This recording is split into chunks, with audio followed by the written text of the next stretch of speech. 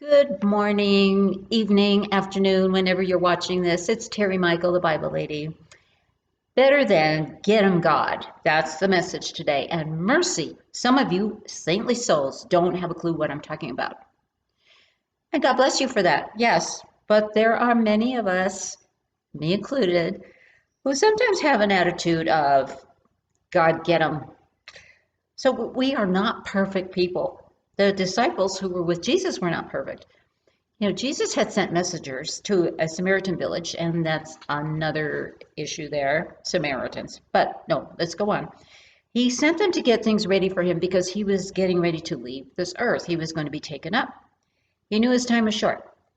So they rebuffed him. They did not accept him. And when the disciples, in Luke 9:54, it says, when the disciples, James and John, the famous duo, they saw this, they asked, he said, Lord, do you want us to call fire down from heaven to destroy them? Oh my goodness, they wanted to annihilate them. I'm not quite that bad, I hope. Yeah, but there is a better way. This is what I saw. Now, a side note, there are times when we have battle against powers and principalities, the spirits of this world, and we do go get them. Yes, we do. But this is something else. We're talking about people and forgiveness. Yes. So I watched a broadcast. How this came about was I watched a broadcast with Andrew Womack, and he was talking about this. When I heard it, I thought, oh, no, goodness, darn him. No, not really.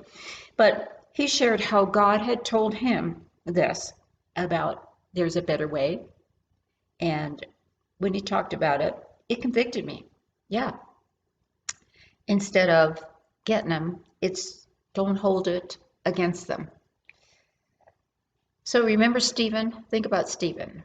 He was an apostle and he was stoned. And you'll find that in Romans 7:54-60.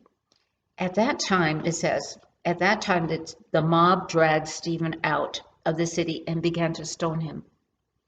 They laid their coats in front of a young man named Saul. You know him, Saul of Tarsus.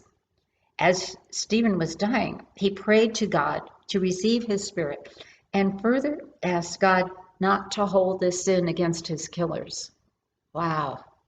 But he had a great teacher, right? We all have a great teacher in Jesus when he was crucified.